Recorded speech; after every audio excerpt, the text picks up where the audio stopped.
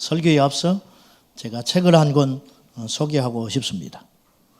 그레이 신드롬이라는 책입니다. 이 책을 꼭 사서 읽으십시오. 빌려 읽지 말고. 이 책은 혹시 터미네이터 라인이라는 책을 읽어보셨는지 모르겠네요. 소설입니다. 현직 사모님이 쓴 소설인데 터미네이터 라인이라는 책도 그분이 쓰셨는데 그거는 복제인간과 짐승의 표에 대한 소설이고 이것은 이슬람과 동성애에 대한 책입니다. 우리에게 곧 닥칠 이야기죠. 흰색과 검은색을 섞으면 그레이색이 됩니다. 이것도 아니고 저것도 아닌 혼합주의. 그것에 대한 종말의 경고. 이 책을 우리가 읽어야 할 이유는 깨어있기 위함도 있고 또 하나는 기독교 이런 책들을 많이 읽으셔야 이분들이 용기를 내서 계속 책을 내게 됩니다. 그러니까 여러분들이 선교하는 마음으로 이 책을 꼭 읽어 주시기 바랍니다. 고양시에 이슬람 타운이 들어오려고 했던 시도들은 일단 백지화된 것으로 봅니다. 그러나 또 어디선가 어떤 흉계들이 일어날 수 있으니 여러분들은 안심을 하지 마시고 관심을 갖고 꼭 기도하시고 한반도 땅에 그런 일이 없도록 여러분들이 꼭 깨어서 행동해 주시기 바랍니다. 작년에 여름 되기 전에 차를 타고 어디를 제가 가는데 라디오에서 뉴스가 나왔습니다. 해운대에 모래가 없다. 해운대 백사장에 모래가 없어서 외부에서 여름을 앞두고 모래를 실어 오고 있다. 해운대에 모래가 없으면 해운대가 아니죠. 산부인과에 아기 울음소리가 안 나옵니다. 산부인과 아닙니다. 오늘날 교회에 이렇게 많은 교인들이 있는데 제자가 없습니다. 제자가. 어떻게 함부로 단언하는가? 제자였다면 세상은 바뀌었을 거예요. 제게 들리는 패배의 소리들이 가끔씩 있습니다. 누가 아프다. 어떤 사람의 자식이 심한 중병에 걸렸단다. 요새 경제적으로 몹시 힘들단다. 그거는 패배처럼 들리지만 슬픈 이야기처럼 들리나 사실은 아니에요.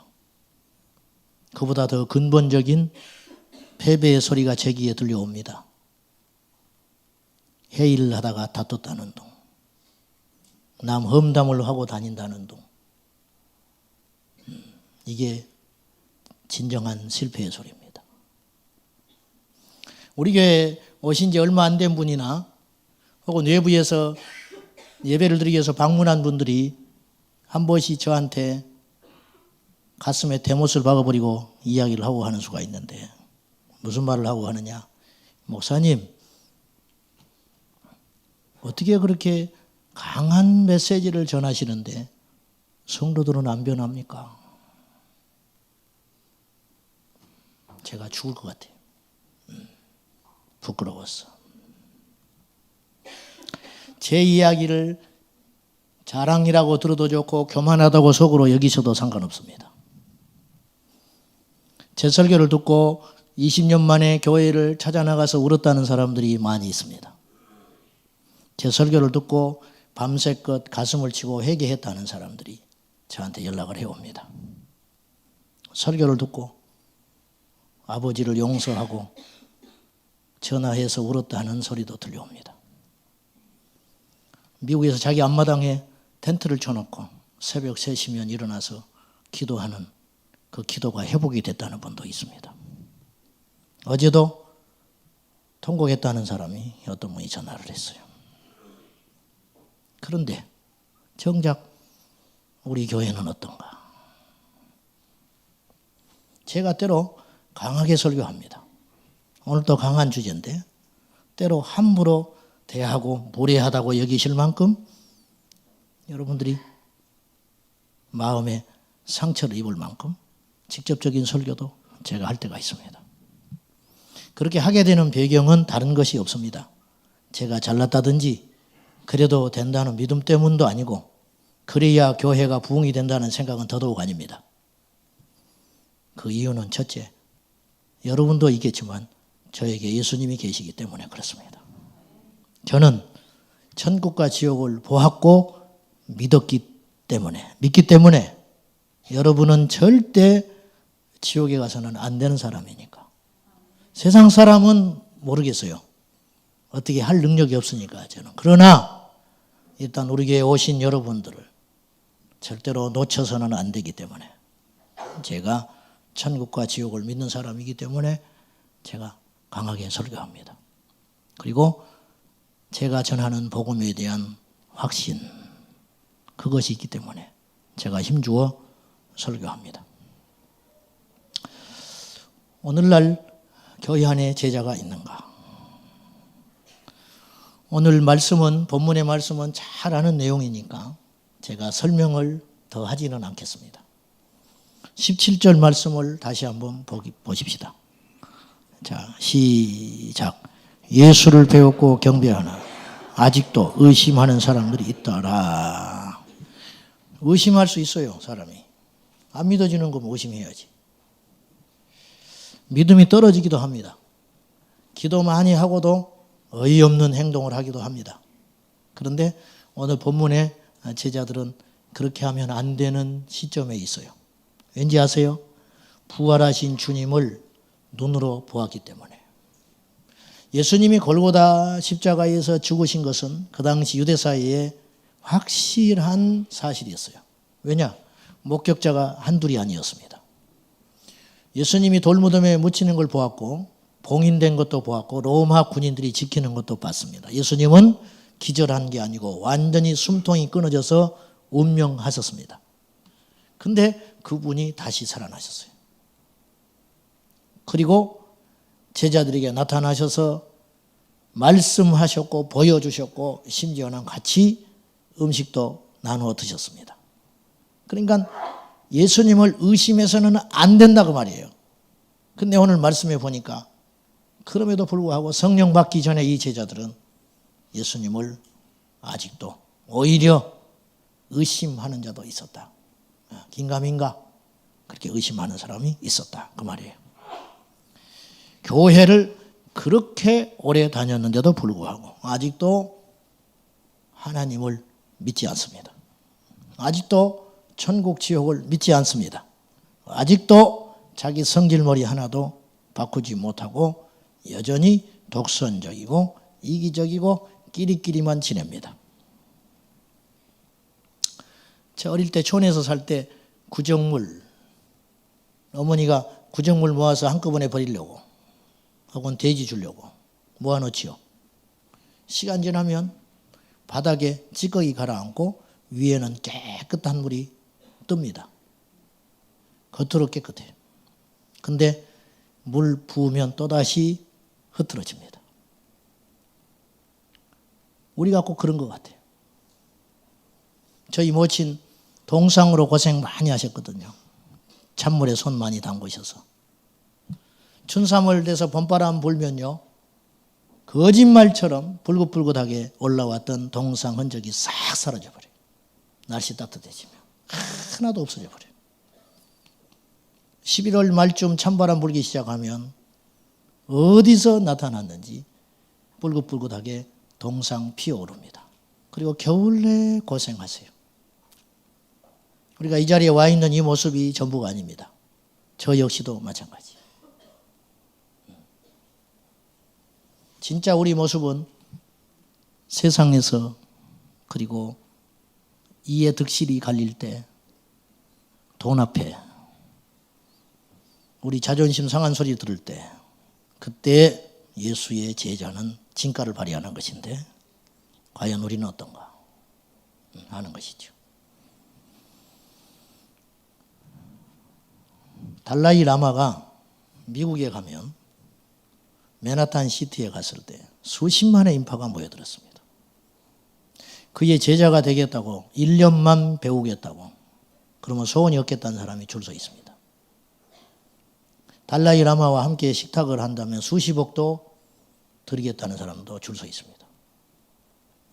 2014년 프란치스코 교황이 한국에 왔을 때 광화문 거리에서 미사를 올릴 때 17만 명이 모였습니다. 그런데 경이로운 것은 그들이 다 자발적으로 왔다는 사실이에요. 기독교 개신교도 상암 월드컵 경기장에서 집회 같은 거 합니다. 그러나 사실 동원된 사람들입니다. 그가 먹고 간 마늘빵은 아직까지도 히트를 치고 있습니다. 자, 타종교를 비판하자는 게 아니고 가짜거든요. 가짜요. 아닌 건 아닌 거예요. 자, 그들의 영생관은 그들은 분명히 우리보다 거룩해요. 모르지만 그들은 우리보다 더 영적이에요. 더 신령하고 더 심오하지요. 그러니까 그 자리까지 갔지. 그러나 그들의 내세관과 진리에 아는 수준은 우리 교회학교 아이들만도 못해요. 왜냐? 왜곡돼 있거든요. 가짜는 그렇게 각광을 받고 있는데 진짜 진리요 예수를 만난 우리들은 세상에서 왜 이렇게 환영받지 못하는가? 영향력이 없는가? 환영은 안 받아도 돼. 자, 2000년 교회가 생기고 난 후에 초대교회, 최초의 교회, 예수님께서 부활 승천하신 후에 탄생한 진짜 배기 교회. 그때부터 지금까지 2000년이 지났어요. 2000년 동안 이 땅의 교회는 끊임없이 세상으로부터 거부당해 왔습니다. 근데 지금도 그렇죠. 근데 그때 거부당한 것과 지금 거부당한 건 수준이 달라요. 2000년 전에는 왜 사람들이 교회를 나오고 예수 믿기를 꺼렸냐면 포기해야 할 것이 너무 많았기 때문에 예수님을 믿는 것이 너무 힘든 일이었으니까 믿으려는 자들이 드물었어요. 그래서 싫었어요. 오늘날은 함량 미달이에요.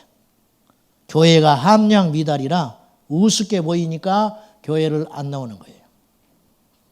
자, 제 개인적인 생각으로 핍박은 받아도 조롱받는 건 견딜 수 없다는 거예요. 우리가 핍박받는 건 영광이지만 조롱받는 건 수치스러운 일입니다. 이 차이가 다르다는 거예요. 2000년 전 초대교회는 모두가 예수님의 제자였습니다. 그러나 오늘 이 땅의 교회는 일부만 예수님의 제자도를 알고 있을 따름입니다.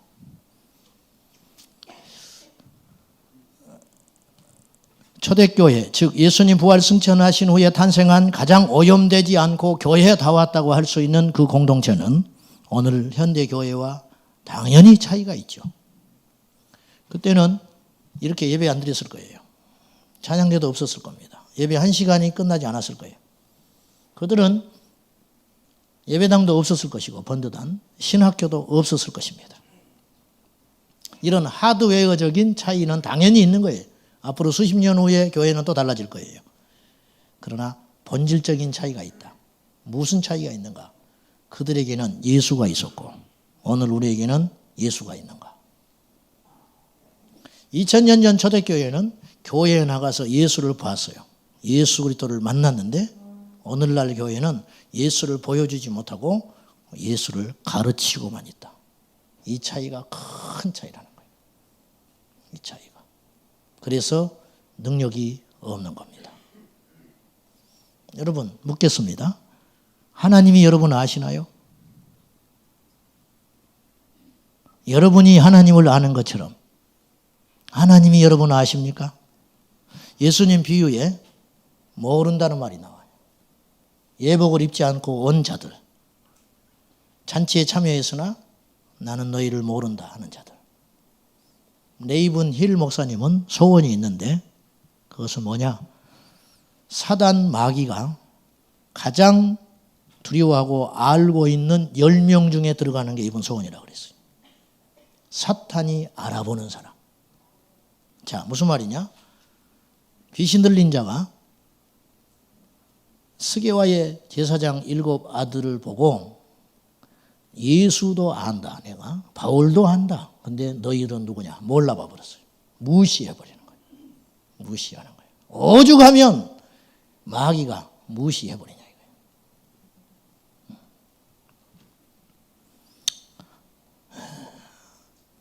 작년 제가 10월 달에 진짜 복음이라는 주제를 가지고 설교를 할 때 카일 아이들먼 목사님이 쓴 책 팬인가 제자인가 그 책을 가지고 똑같은 제목을 가지고 제가 설교한 적이 있었습니다. 제가 다시 한번 상기시키기 위해서 말씀드리는데 팬과 제자는 어떤 차이가 있는가? 팬은 거기서 말하기를 팬은 와서 환호하는 사람들이라. 즉 내가 좋으니까 온 사람들이에요. 중심이 나한테 있는 거예요. 내가 좋아할 사람을 내가 선택하는 거예요. 지금 내가 이 사람이 너무 좋아. 이 가수가 좋고 그래서 이 사람한테 환호하는 거예요. 나한테 이득이 있고 유익하고 재미가 있고 기쁘니까. 그러나 언젠가 더 나를 만족시키는 어떤 존재가 나타나면 가차없이 떠날 사람. 이 사람이 팬이다. 팬. 축구에 우리나라 국가대표 관계된 분이 한 분 있었어요. 옛날에. 제가 아는 분이 있어서 이야기를 들어봤는데 그분이 이런 말을 했어요. 사람들이 얼마나 매정하냐면 축구 선수들이 국가대표가 여기 와서 이기고 오면 꽃다발을 가지고 사람들이 나온대요. 졌다.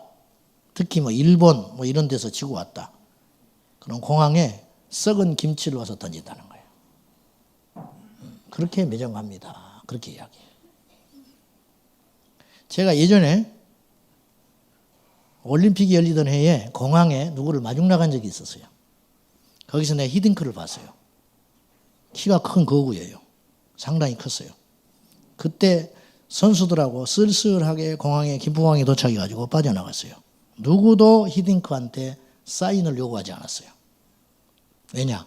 그날 광주에 가서 네덜란드에 가서 5대0으로 져버리고 온 날이에요. 그날이. 나도 속으로 지나갈 때 아이고 어떻게 저런 인간을 국가대표 감독으로 만들어가지고 아이고 그리고 내가 이렇게 째려봤어요. 이제 몇 달 남지도 않았는데 어떡하려고 그러나. 몇 달 후에 온 국민의 영웅은 히딩크가 됐어요. 이게 팬이라는 거예요. 식을 수도 있고 뜨거울 수도 있는 존재들. 우리가 예수님을 그렇게 따라다닌다는 거예요. 예수님 당시에도 그런 사람들이 있었어요. 소위 무리라고 하는 자들. 군중. 묻겠습니다. 여러분은 예수님이 제자인가? 그럼 제자는 뭐냐? 와서 환호하는 자가 아니라 와서 죽을 수 있는 자들. 이 사람이 제자라. 어떤 일이 있어도 예수를 따라다니는 사람들. 예수님은 제자들에게 그리고 그분을 따르는 자들에게 하나도 이 땅의 것을 보장해 주지 않았어요. 나를 따르려거든 너희들이 나를 따르는 건 좋은데 내가 너희들한테 보장해 줄 것이 없다. 새도 보금자리가 있고 여우도 누울 곳이 있다. 그러나 인자는 머리 둘 곳이 없단다. 그래도 따를래? 너희가 나를 따라오면 죽음이 기다리고 있다. 근데 주님이 귀 있는 자에게 이렇게 말하셨어요. 어떠한 나라의 군왕이 전쟁을 하러 갈 때 우리 삼천을 가지고 저 만을 이길 수 있는가? 어떤 사람이 집을 지으려고 할 때 이 내가 갖고 있는 이 돈으로 집을 완성할 수 있는가? 계산하지 않겠냐?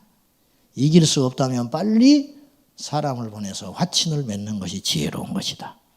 왜 느닷없이 이 말씀을 했을까요? 제자에 대한 이야기를 하다가 생각해 봐라.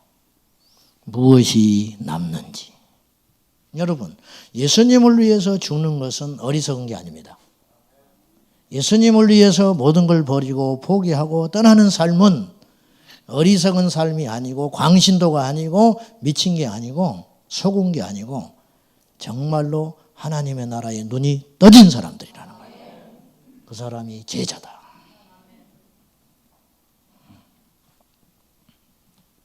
제가 이런 설교를 아무리 하도 이런 설교를 잘 하지도 않지만은 현대교회에서. 이런 설교를 아무리 해도 이 땅의 교인들은 자신들의 이야기로 듣지 않고 있다는 거예요. 오히려 극도의 부담을 느끼고 일상에 도움이 되지 않는다고 스스로 마음을 닫고 있습니다.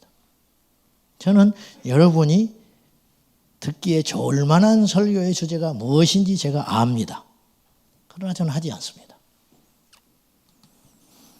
예수님이 당신을 따르려고 하는 무리들에게 그들이 지금 얼마나 어려우며 그들이 지금 가정에 무슨 문제가 있으며 그들이 지금 일용할 양식이 없어서 얼마나 고통스러운 나날을 보내는지를 몰라서 십자가를 지라고 하는 엄청난 뜬구름 잡는 이야기를 하셨을 걸로 생각하십니까? 아닙니다. 그 길이 살 길이기 때문에. 그 길이 살 길이기 때문에. 여러분, 제자가 되는 것과 기도하는 것과 예배를 잘 드리는 것과 말씀대로 사는 것과 세상에서 성공하고 부자 되는 것은 전혀 다른 이야기 같지만 사실은 같은 이야기입니다. 우리 인생의 승리는 예수 잘 믿는 거. 예수 잘 믿는 거. 그것이 복입니다. 주님은 말씀했어요. 이 말씀을 듣고 보고 지키는 자가 복이 있느니라. 그것이 복이라. 누군가 군대를 가요. 누군가. 군대 날짜가 나와서 입영 날짜가 다가오면 주변 사람들이 놀려요. 갔다 온 친구들, 형님들, 집에 가면 군대 갔다 온 아버지가 너는 이제 죽었다. 그렇게 이야기해. 너는 이제 죽었다. 좋은 세월 다 갔다. 며칠을 마음껏 누리거라. 그런 막 협박을 하고 장난하면서 놀려요. 그래서 군대에 입대한 병사에게는 군이나 당국에서 이런 오리엔테이션을 안 합니다. 모여놓고 여러분은 이제 오늘 입대함으로 인하여 절대로 이 병령을 떠나면 안 됩니다. 아무리 애인이 보고 싶어도 전화 함부로 하면 안 됩니다. 여러분 잠자리가 불편하다고 해서 다른 사람과 바꿔주라고 하면 안 됩니다. 입맛 없다고 해서 반찬 투정하면 안 돼요. 늦잠 자도 안 돼요. 알겠죠? 그런 말 안 해요. 왜? 당연하니까. 군대를 간다고 할 때는, 지원할 때는 의뢰 그런 줄 알고 가는 거예요. 그런 줄 알고 가는 걸 뭐하러 이야기를 해. 총 쏘는 법 가르치고요.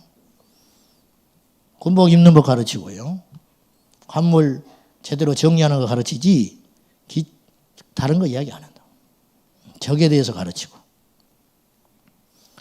여기에 소위 스스로 초신자라고 여기신다든지 오늘 교회를 한번 와본 분들 그런 분들이 있을 수 있는데 스스로 나는 믿음이 없다고 여기는 사람들 그런 사람들이 혹시 계실지 모르겠는데 그 사람들이 교회에 오면 교회에서는 가르칩니다.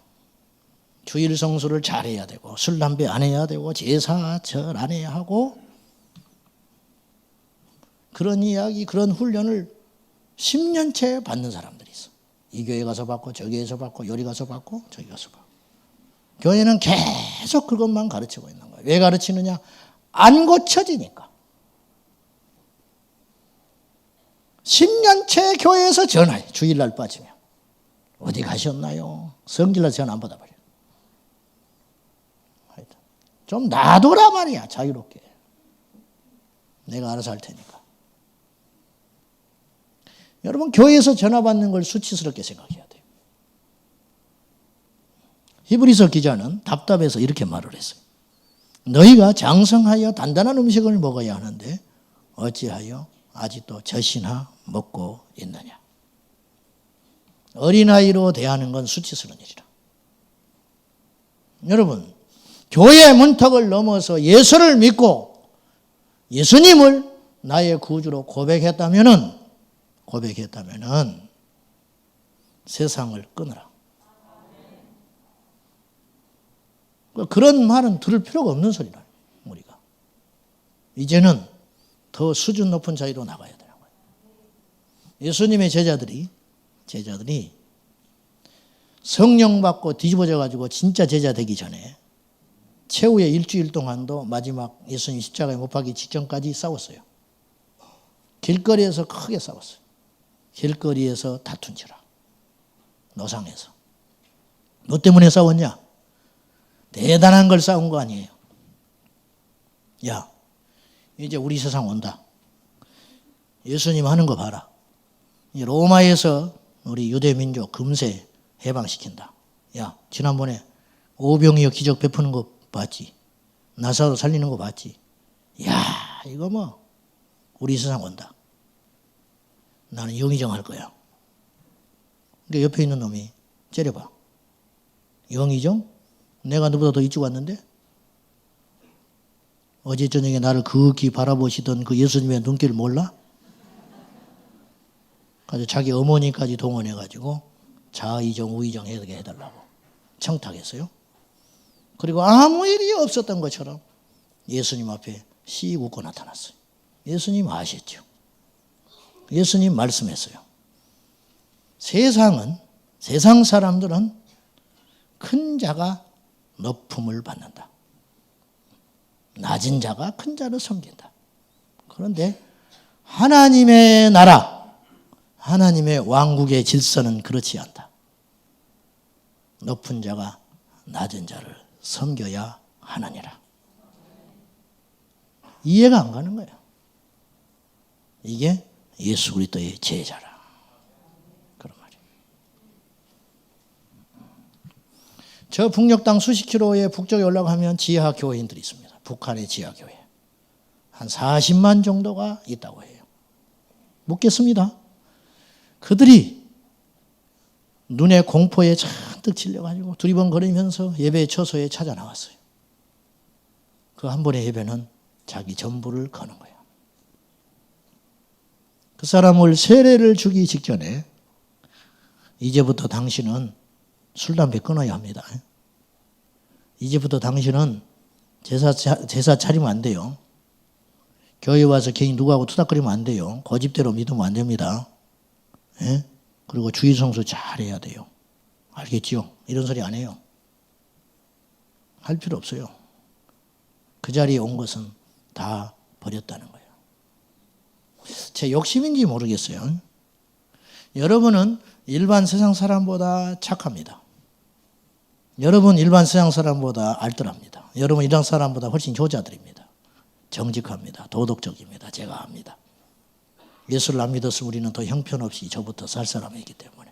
그러나 주님이 여러분에게 요구하는 수준은 그런 수준이 아니라는 거예요. 좀 더 차원이 다른 수준의 제자의 삶. 여러분, 예수님은 눈높이 교육을 해보신 적이 없어요. 무슨 말이냐면 믿고자 하는 자, 따르고자 하는 자들에게 맞춤식으로 너는 이 정도, 너는 이 정도 절대 그렇게 하지 않았어요. 예수님은 항상 일관된 소리를 하셨어요. 천국의 기준은 이 정도. 그러니까 예수님을 만난 사람은 반드시 갈등을 해야 했어요. 모든 걸 버리고 예수를 따를 것인가? 아니면 세상을 버릴 수 없기 때문에 예수를 버릴 것인가? 그래서 예수님을 만난 사람은 다 같이 고민을 했어요. 갈등을 하고. 그리고 거기서 예수 그리스도를 선택한 자는 제자가 되었고 죽는 자리까지 간 거예요. 교회를 다녀도 예수님의 제자가 되어야 한다는 소리는 먼 나라 이야기처럼 들릴 수 있습니다. 나와 상관없는 이야기로 여러분이 들으실지 모르겠습니다. 그리고 여러분 속으로 이렇게 저항할지도 모릅니다. 세상살이가 얼마나 힘든데 남편이 속썩이고 직장은 위태롭고 자식은 속을 썩여가는데 우리 집 대출이 얼마인지 아오? 그렇게 여러분이 생각하고 있을지 모르겠어요.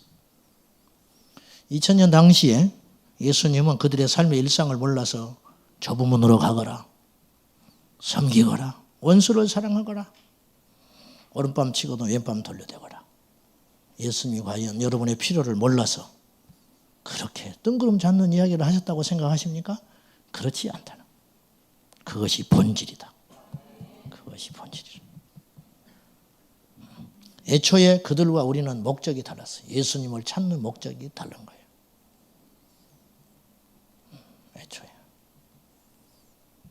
자식 대학 보내기 위해서 교회 온 사람도 있어요. 마음의 평안을 얻기 위해서 교회 온 사람도 있어요. 자기 장기 발휘하러 교회 온 사람도 있어요. 틀렸다. 그렇게 나올 수는 있어요. 모르니까. 그러나 그걸 빨리 바꿔라. 빨리 바꿔라. 그렇게 따랐던 사람들은 하나같이 낙엽 떨어지듯이 우수수수 떨어져서 예수님 떠나버렸어요. 그리고 덩그러니 남은 사람이 12명. 그 중에 하나도 당신을 팔자. 그 11명을 붙들고 주님은 이 세상을 맡겼어요. 제자는 한 사람이 세상을 바꿔요. 무리 수억이 세상을 못 바꿔. 한 사람의 제자. 한 사람의 제자. 제자도에 대한 현대교회의 오해가 두 가지가 있습니다. 첫째, 제자는 특정인의 몫이다. 열렬한 광신도, 신학을 할 사람. 그렇지 않습니다. 시프리안이라는 사람이, 교부가 평신도라는 단어를 쓰기 시작했어요. 뜻하지 않게 이 단어는 기독교 역사의 가장 비극적인 단어가 됐다고 돌아가신 오카노 목사님은 이야기를 했어요. 자, 오늘날 우리 교회도 마찬가지인데 평신도, 성도라는 말을 갖다 붙일 때는 어떤 의미로 쓰이냐면 집사 되기 전의 사람. 집사가 아닌 사람을 평신도라고 그래요. 그러니까 평신도라고 하는 이 가면에 숨으면 그냥 아무것도 안 해도 돼요. 평신도가 새벽 기도를 왔다? 그 사람 평신도 아니야. 평신도가 철야 기도를 하고 앉았다? 그 사람은 평신도 아니라니까. 이런 어이없는 현상들이 일어나고 있다는 거예요. 어이없는 현상들이. 누군가 열심히 하나님을 섬기고 믿으면 거의 당연한 일인데 우리는 이상하다고 생각하는. 이상하다고. 뭐가 정상이냐 이거예요. 제가 볼 때. 초대교회는 모두가 예수님의 제자였어요. 교인은 없었습니다. 아니, 적당히 믿으려는 자들은 견뎌내지를 못했어요. 견뎌내지를 못했어요. 두 번째, 현대교회의 제자도에 대한 오해. 두 번째, 제자는 만들어지는데 오랜 시간이 걸린다. 그렇지 않다. 그렇지 않아요. 물론 그럴듯해요. 정답은 아니에요. 물론 훈련이 필요해요. 예수님도 제자들이 훈련시켰어요. 인격 훈련, 언어의 훈련, 기도 훈련, 그리고 말씀 훈련 분명히 시키셨습니다. 가르쳤지요. 계속. 그러나 사람은 제자 훈련을 한다고 제자가 되는 게 아니에요. 예수님 만나야 제자가 되는 거예요. 제가 왜 12년 동안 개척하고 오면서 온갖 걸 안 해봤겠어요. 무지무지 훈련해봤어요. 성도들하고. 제자 훈련 12주 딱 하는 마지막 날 가장 우등생, 성경 암송 1등, 큐티 1등, 예배 참석 1등, 새벽기도 1등, 암 뭐 다 했어요. 줄줄이. 마지막 날 교만이 확 나갔어요. 그날쯤에 내가 잠 못 잤어요. 사람은 이렇게 즐긴 것이구나. 이렇게 즐긴 것이구나. 그날 제가 주의 음성을 들었습니다. 낙심하여 밤 12시에 집에 들어가는데 커브를 틀어서 차를 타고 가는데 눈에서 눈물이 났어요. 이게 뭔가. 차라리 배고픈 건 견디겠더라고. 차라리 돈 없다면 내가 견딜 수 있을 것 같아. 주님, 나 이제 그만하고 싶습니다. 그때 주님께서 저에게 말씀하셨어요. 또렷하게. 한강을 봐라. 예. 한강에 돌을 하나 던지면 그 돌은 무의미하다. 그러나 계속 돌을 던지면 그 한강이 메꿔져서 평지가 될 것이다. 그곳에 하나님의 나라가 완성되듯이 계속 정진하거라. 계속 가거라. 그래서 내가 그때 위로를 받았어요. 포기하지 말아야겠구나. 다시 일어날 수 있는 힘. 거기서 얻었죠. 여러분, 바울은 단번에 예수 제자 됐어요. 다메섹 도상에서 꼬꾸라져서 예수 만나서. 여러분이요, 훈련을 통해서도 예수 안 만나면 제자 못 돼요. 예수 만나면 제자 되는 거예요. 그 순간에. 삭개오가 자기 집에 예수님 모셨잖아요. 그 순간에 삭개오는 제자 됐어요. 삭개오는 누가복음에 한번 등장하고 말아요. 성경에 어디도 안 나와요. 근데 전해오는 야사의 이야기에 의하면 삭개오는 초대교회에 예수님의 제자가 됐고 순교했다고 합니다. 그날 이후로 삭개오는 제자 됐어요. 삭개오가 성경 암송 안 했어요. 삭개오가 성경 공부 안 했어요. 삭개오가 금식하지 않았어요. 삭개오는 예수님을 영접하고 예수님의 제자가 된 것뿐이에요.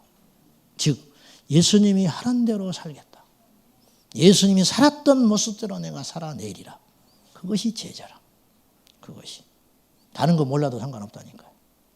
그림을 보면 대충 누구의 제자인지 안다는 거예요. 화폭을, 이 솜씨가, 이 기질이, 이 칼라 색감이. 그렇듯이 우리가 가는 곳마다 사람들은 예수님을 못 봐요. 이 땅에 안 계시기 때문에. 그러나 한 가지 분명한 것은 우리가 가는 곳마다 사람들이 우리를 보고 예수를 보아야 한다는 거예요. 이게 제자라. 제자는 스승이 하는 습관 그대로, 말투, 걸음걸이, 심지어는 식성도 스승이 먹는 거. 왜? 계속 스승하고 먹다 보니까 부부가 닮는다잖아요. 예? 부부가 닮는데 묘합니다. 교회에서 제가 안내를 이렇게 나가실 때 인사하잖아요. 전혀 조합이 안 돼. 이분하고 이분은 곱상하고 이분은 울룩부르게. 근데 절묘하게 닮았어요. 학자들이 뭐라고 그러냐면 이유가 있다. 맨날 바라보고 같은 생각을 하고 같은 걸 먹고 같은 걸 고민하기 때문에 수십 년 살면 닮아간대요. 예수님을 생각하고 예수님을 먹고 예수님이 기뻐하는 것이 무엇인가 고민하다 보면 우리는 예수의 사람이 되는 거예요. 이게 제자예요. 이게 제자. 제자는 두 가지의 조건을 통해서 제자가 돼요. 마가복음 8장 34절에 무리와 제자들을 불러 이르시되, 여기서 여러분 기억하셔야 돼요. 예수님은 제자들만 부른 게 아니에요. 무리와 제자들을 동일하게 불렀어요. 즉 아까도 제가 말했다시피 예수님은 눈높이 교육을 하신 분이 아니라는 거예요. 무리나 제자나 불러다가 동일한 기준을 제시하셨어요. 너희가 나를 따라오려거든, 내 제자가 되려거든 자기를 부인하고 네 십자가를 지고 나를 따르라. 이제 세 가지 같지요. 근데 엄밀히 따지면 두 가지만 하면 돼요. 자기를 부인하고 내 십자가를 지면 자연히 예수님을 따르게 됩니다. 나를 부인하고 십자가를 지는 삶, 이것이 예수님의 제자가 되는 삶이다. 여러분 부인했어요? 부인했어요? 성질로 못 바꾸는데 부인했어요? 명단에 내 이름 빠져버리면 열받아 버리는데 부인했어요? 나보다 늦게 온 사람이 교회에서 열심히 활동하면 질투나는데. 그래서 교회는 광야인 거예요. 광야. 그 사도행전에 광야 교회라는 말이 나오는 거예요. 교회가 안전하다고요? 교회가 사랑이 있다고요? 교회가 어떤 것이라고요? 틀렸어요. 교회는 치열한 광야 생활이라. 세상 같으면 이 사람 상대 안 해요. 교회니까 함께 가는 거예요. 부딪혀서 비벼대면서 그걸 통해서 하나님이 나를 사람 만들어 가시는 거예요. 그걸 통해서 하나님이 나를 예수님의 제자 만들어 가는 거예요. 가정도 마찬가지. 어떻게 내 배에서 저런 놈이 나왔는지 몰라. 그 속에서 부딪히면서 수없이 후회해. 나를 쫓아다니던 그 남자를 만났어야 되는데. 이제 틀렸어요. 이제 틀렸어. 하나님이 허락하신 환경에서 부서지고 깨지고 망신당하고 억울한 일 당하고 그러면서 하나님이 나를 제자 만들어가는 거예요. 피하지 마세요. 피하지 마시라. 자기를 부인하라. 유진 피터스는 자기를 부인하라는 말을 현대의 말로 이렇게 수정해서 했습니다. 자, 나와 함께 하려면 내가 가는 길을 따라야 한다. 결정은 내가 한다. 결정권을 하나님께 드리는 게 나를 부인하는 거예요. 나는 이 길을 가고 싶어. 주님이 가지 말래. 안 가는 거예요. 안 가는 거. 죽기보다 싫어. 이 일을 하기가. 근데 주님이 하래요. 이 인간 쳐다보기도 싫어. 근데 주님이 기도하래요. 뭐 기도는 할 수 있어. 안 보이니까. 근데 손을 내밀으래. 이것까지는 좀 못하겠어. 그러면 여러분 부인하는 게 아니라는 거예요.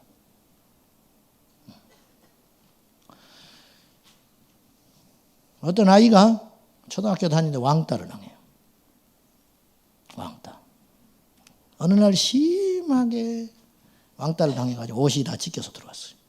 피가 거꾸로 솟아요. 엄마가. 머리 휘클어지고. 옷을 벗어놓고 샤워하러 들어갔어요. 찬송이 나와.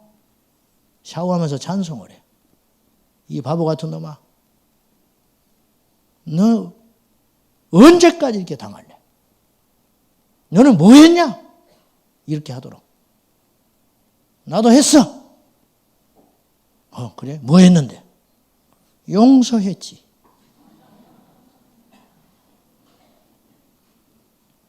하나님이 용서하라고 해서 용서했다. 엄마가 꼬꾸라져 버렸어요. 나는 못해요. 주님이 하라면 하는 거예요.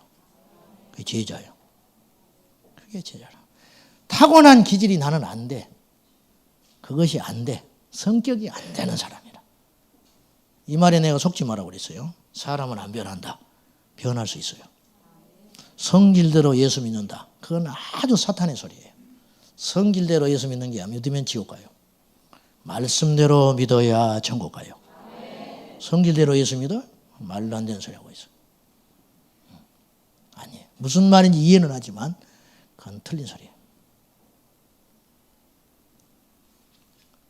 얼마 전에 한 달쯤 됐을까요? 우리 청년들하고 주일날 저녁에 어떻게 시간이 돼가지고 밤늦게까지 자고 이야기를 하게 됐어요. 얘들이 궁금한 게 있더만요. 사모님을 어떻게 만나냐는 거야. 그래서 죽기 살기는 나를 쫓아다녔다. 그래서 내가 어쩔 수 없이 여러 사람들이 많이 있었는데 내가 결혼을 해줬다. 그런 거짓말도 해가면서 잘 지냈어요. 11시가 넘었어. 난 집으로 돌아가야 했고 애들도 나왔어요. 서너 놈이 차를 같이 타. 어디 가려고? 예. 자기 셀에 주일날 직장 때문에 교회를 못 온 친구가 있다는 거예요. 가서 지금 가서 예배 드려줘야 된대. 밤 11시. 미친놈들이. 저는 뭉클한 게 올라왔어요. 내 안에서. 나는 저럴 수 있을까? 11시에 신방을 하면 제가 갑니다.